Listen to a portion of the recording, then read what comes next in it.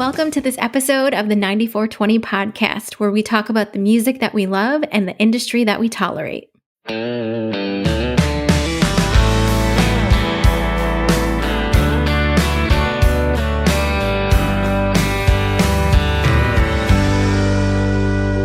Another Friday night, same neon lights, and here we are. This ain't the first time you and I got this close and gone too far. It always ends the same way every other time. Yeah, you cut me loose like a fish on a line. You say we're having fun, just wanna be friends. You're not ready to try love again. You could have fooled me by the look in your eyes and the smile on your face says you wanna be mine. With your head on my chest and your hand on my arm, you don't act like a girl with a broken heart. If this ain't a thing, you're just blowing off steam. Girl, you could have fooled me.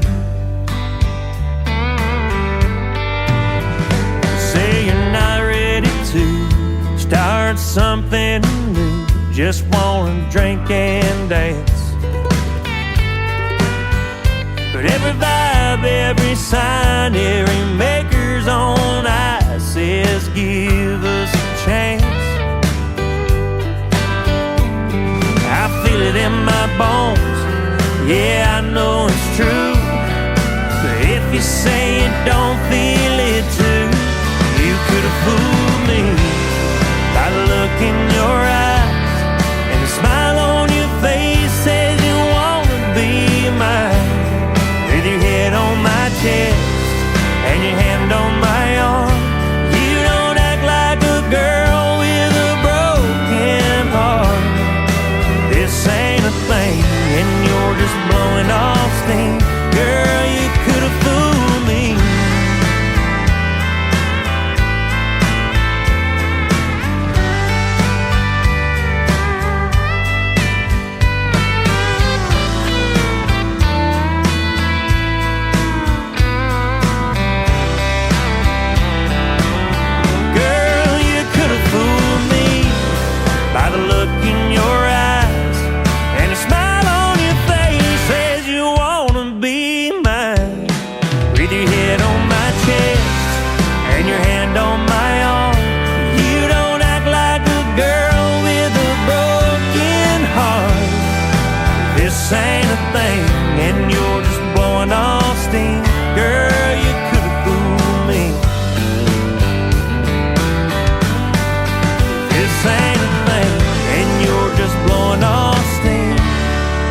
Could fool me.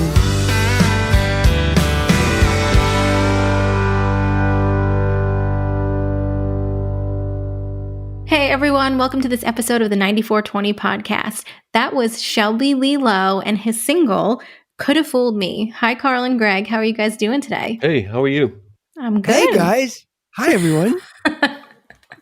You making fun of my optimism? No, we're always so upbeat. We're upbeat when we start. By the time we're done, I don't think there are any promises made. I have like one, hi Carl, hi Nicole, hi Greg, and then I'm done. That's the extent. The extent of my upbeatness. Now it's like, why are we bothering doing this one? And by the end of it, you've got like 8 new rules to your list and whatnot. What'd you guys think of Shelby? I liked him. I thought what I loved about him is like, again, I hope people don't take offense by my little observations of things, but I felt it sounded like 70s country, but like authentic 70s country, you know? And I think his sound has changed. I have a very strange kind of background story on Shelby.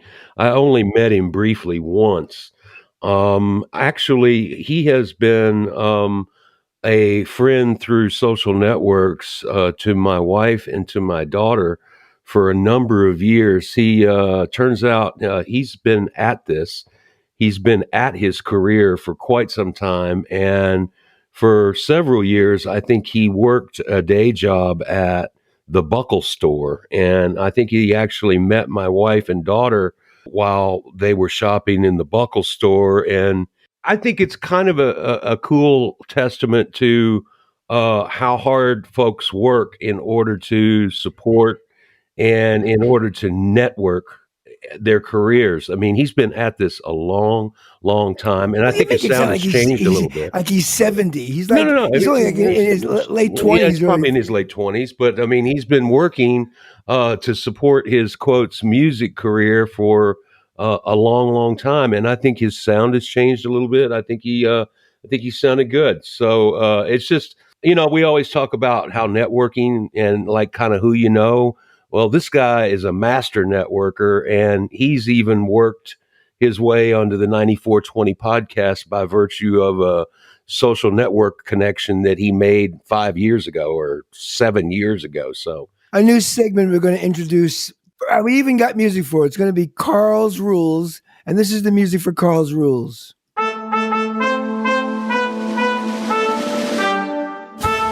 It's very finite. yeah. So that's it. Yep. So with what you just said, I think another rule is never network.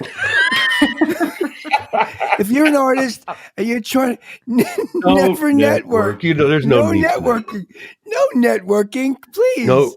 No promotion, no networking. To everyone who's listening, I've been cultivating a list of do's and don'ts, Carl's Rules.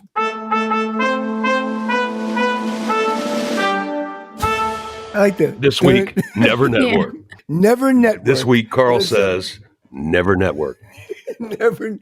Come on. What's networking? Please. I think we need a T-shirt for each rule as well. I was thinking more of a canvas that he could just write on each week. Next you're gonna tell me you gotta hang flyers and stuff. Come on. Never network. Anyway. I like it. I like the what is that, onomatopoeia, or is that alliteration? Alliteration. Yeah.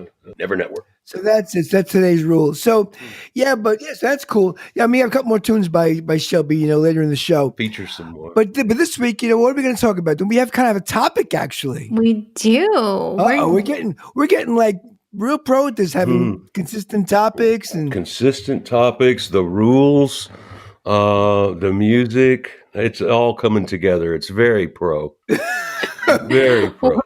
Well, this week, we wanted to kind of dive into talking about record labels and if they're even needed right now. It was something I was thinking about. When I was doing this, I hate these phrases, but back in the day, when I was doing this, there was a path. There was a path as an artist. Basically, you put your band together. Usually you have to have a band, you write some songs, and then you go into the studio and you make some demos. And then you get the demos. Once you got the demos, the next step was you wanted to get them to the record company, to an A&R guy, and either get it to him or have him come down and see you play and get him, and to get a record deal. So that's how you get your career launched.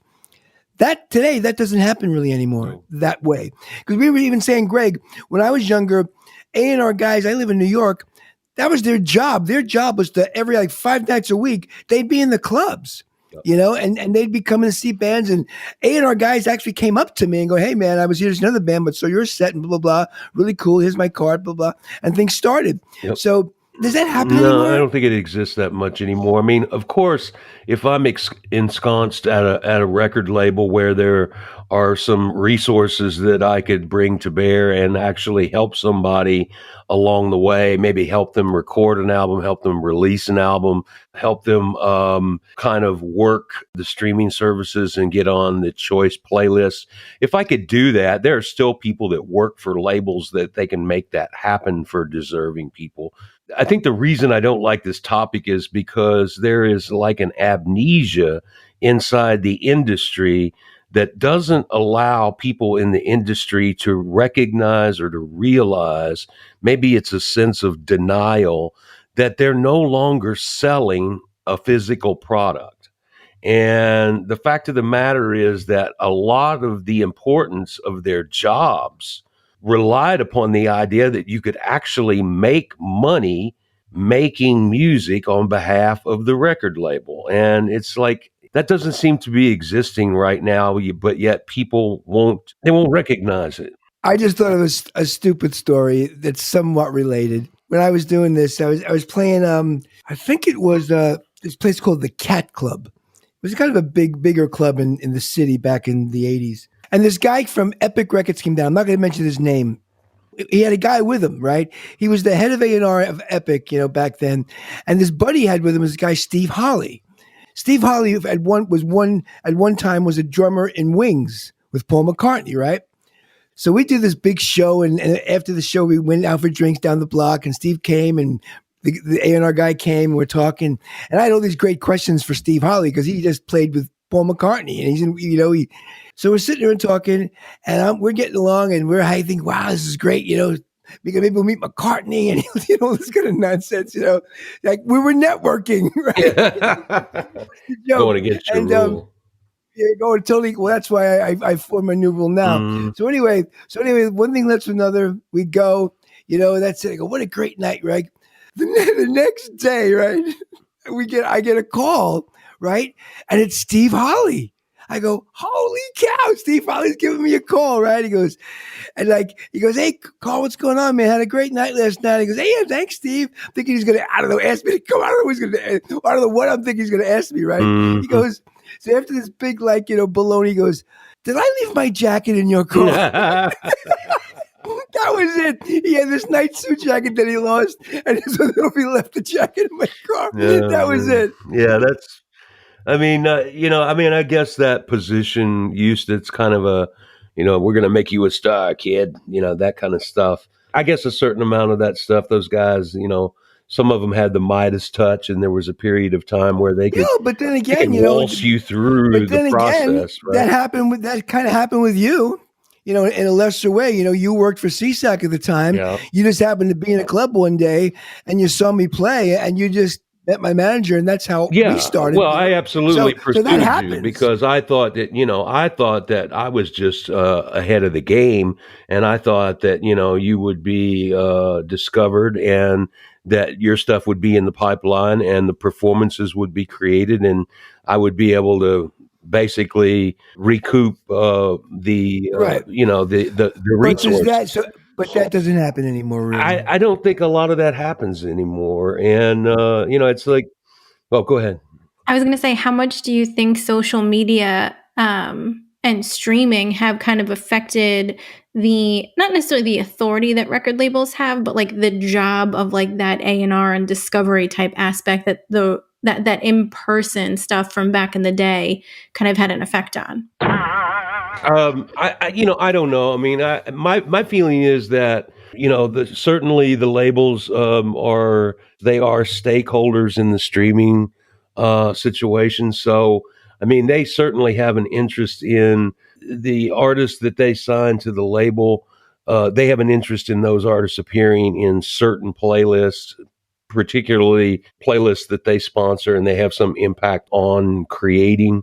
But for me, if I were an artist today, pursuing a major record label deal, that would be on my back burner. Well, that it is. I was going to say, and Carl, weren't we talking too about like record labels not highlighting the artists that they have signed recently, where like they may be known to us, but like they're not necessarily known to mainstream yet when they are signed? Because we were having that conversation maybe a couple of days ago about like, even though we know that this one person who we're not going to name is signed, like no one else knows her. Right. I don't know if that's possibly because of what's going on with the pandemic, because I feel still these days, the next move, if you have a lot of streams or you build up enough of a fan base yourself, grassroots, that you do get the attention of a label and they do sign you and they put out your record, then the next logical step is to get you on a tour. To put you opening up with someone of some notoriety and and you get your name around the country, that's how you play the radio too. Like you open up for so because maybe that's not happening. Maybe that's why a lot of stuff is on hold right now. Like right now is probably a bad time to get signed almost, if you think. I think also that I think one aspect of A&R that does still exist is that these companies still play games with regard to development deals and actually kind of trying to scoop one another on the artists that are intriguing, the artists that have potential, the artists that are making some waves or garnering some audience. There's always like a kind of a grab for those artists.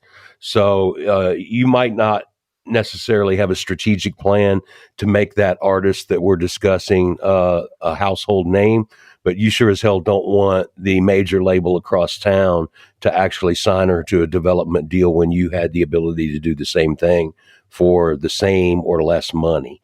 So they do still kind of compete with one another for the next new thing. Now, whether or not they're going to put money, resources, time, energy, and discovery behind those artists once they sign them to a deal, that's anybody's guess. Well, you know what I think we should do? Let's play another tune by Shelby. Yes, because I'm depressed by this major label. And then after that, we'll get back and hear what some of our because we asked the same question to a few artists and we got some replies. I'll be interested to hear what they have. So this is what's the next song? Something in Me. Oh, Something in Me. Okay. Okay. So here's another song by Shelby.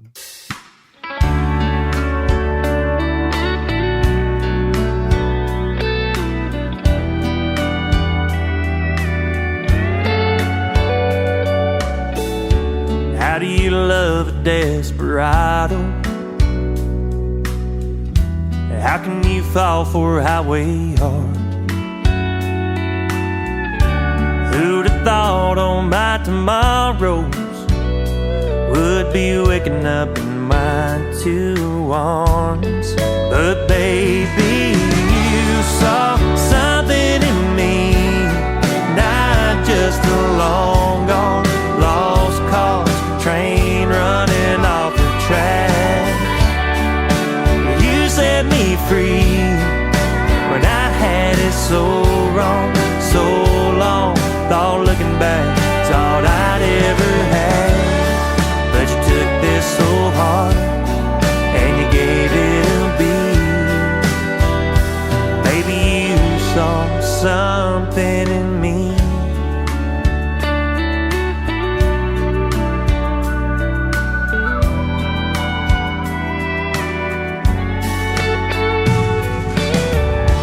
I was a drink you'd never had, dusty bottle on the shelf, some door town you would have passed if you were anybody else. Oh, baby, you saw something in me, not just a long gone lost cause train running off the track. Free when I had it so wrong, so long. Thought looking back, it's all I'd ever had. But you took this so hard and you gave it a beat. Baby, you saw something in me.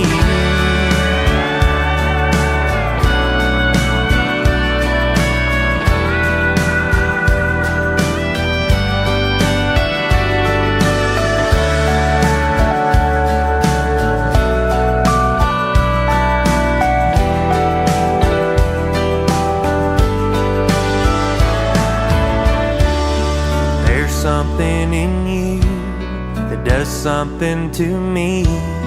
When I look in your eyes, I see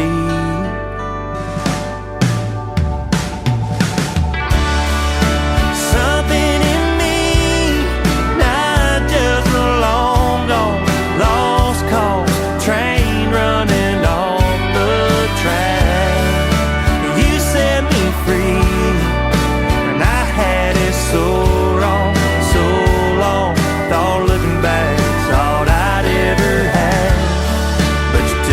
so hard and you gave it a beat. Baby, you saw something in me, something in me.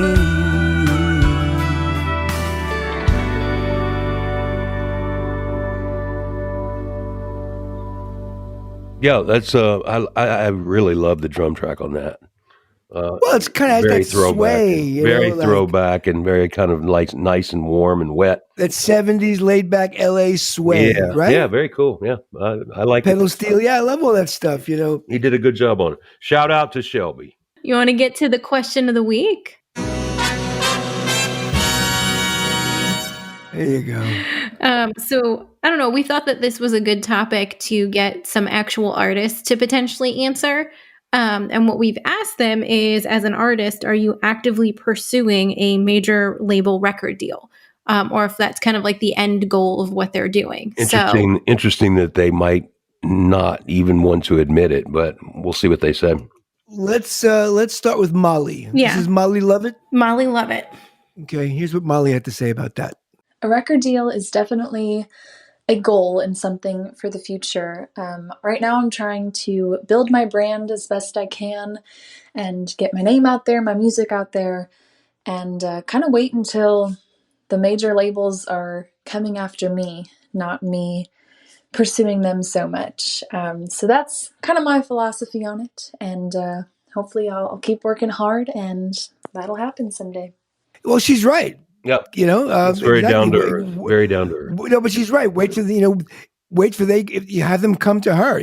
Make enough of a noise where they come to her.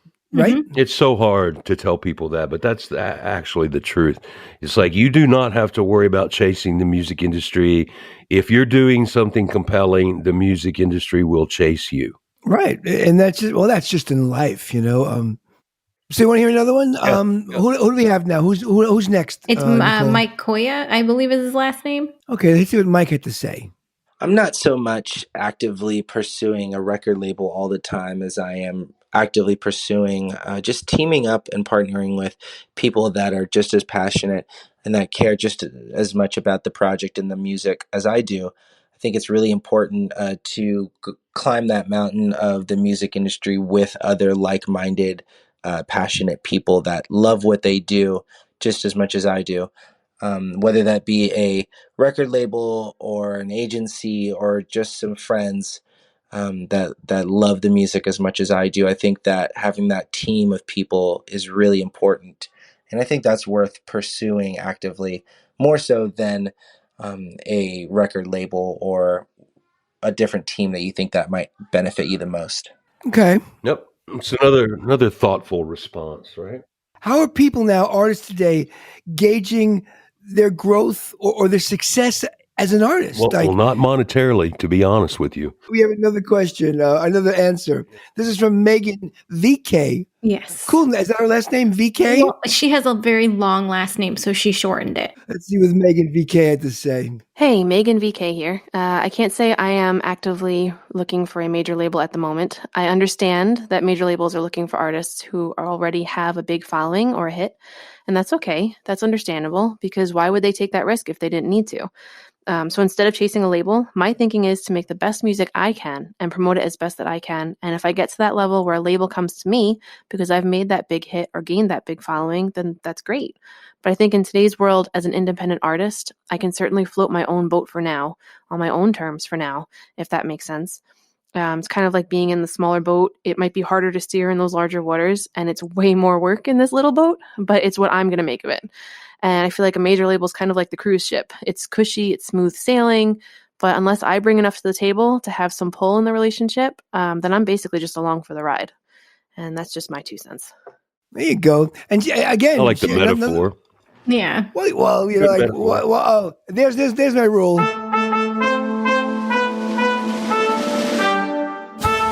Never use metaphors when explaining what you're doing.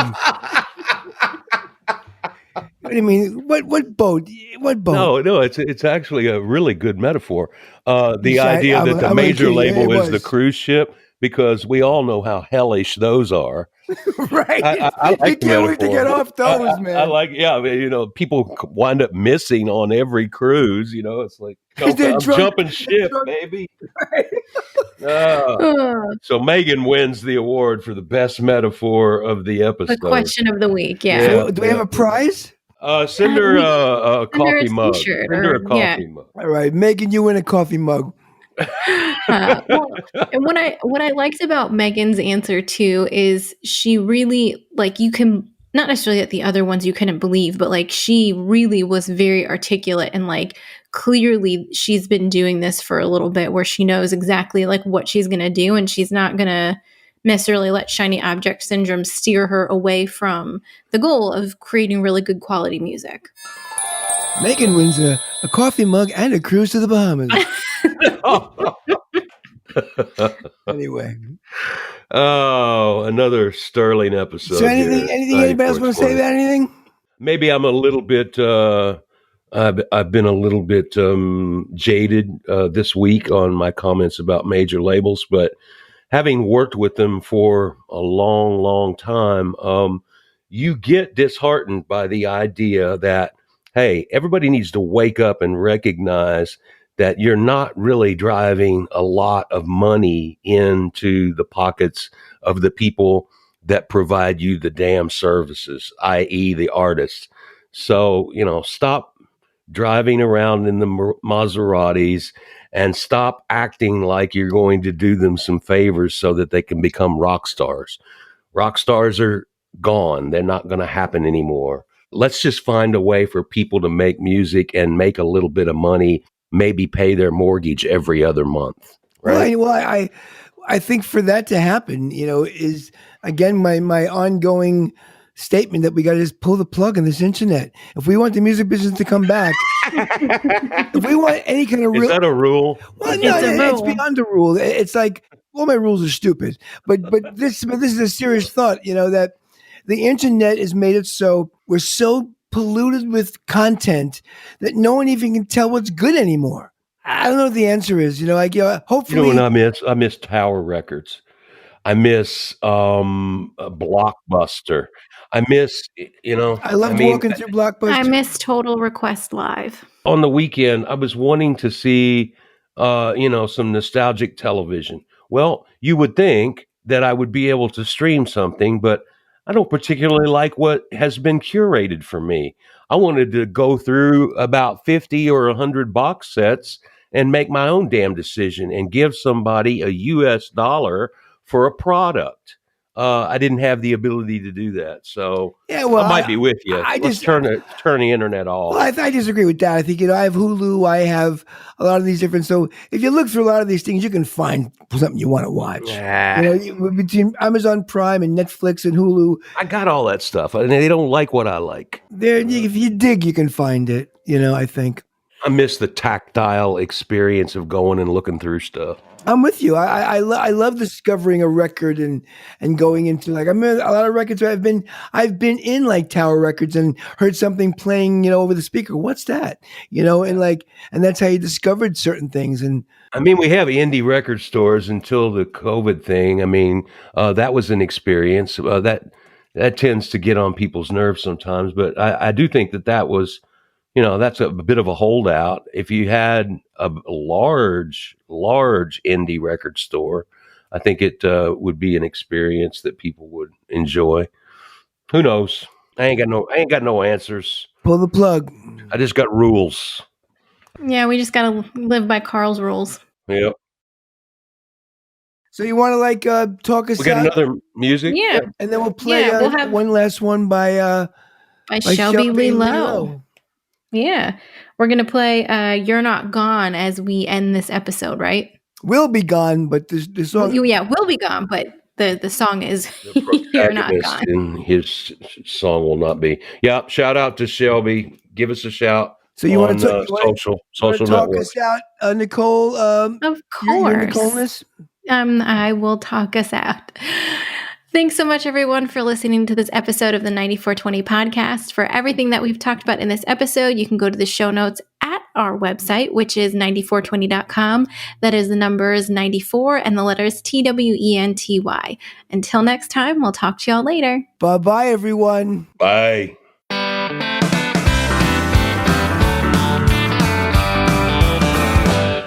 I fooled my feet to think that we're still dancing. My ears believe they hear you when I'm home.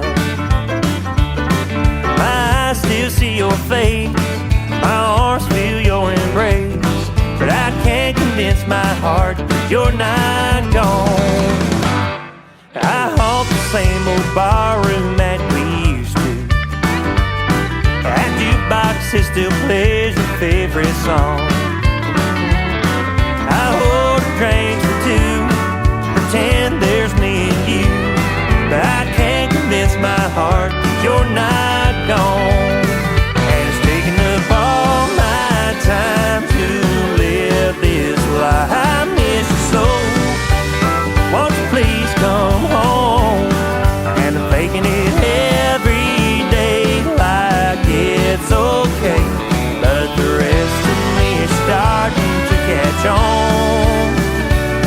I watch the sad charade that I'm still playing. I wonder, can I keep this up for long? I act a real good smile, I fool me for a while, but I can't convince my heart that you're not gone. Hey!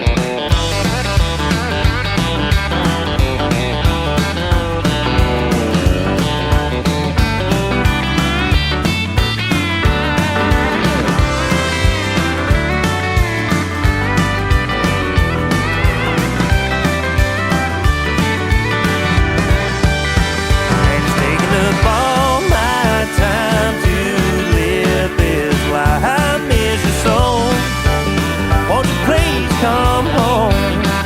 And I'm faking it every day like it's okay, but the rest of me is starting to catch on. I go about each day just like I used to. I find till I crawl in our bed alone.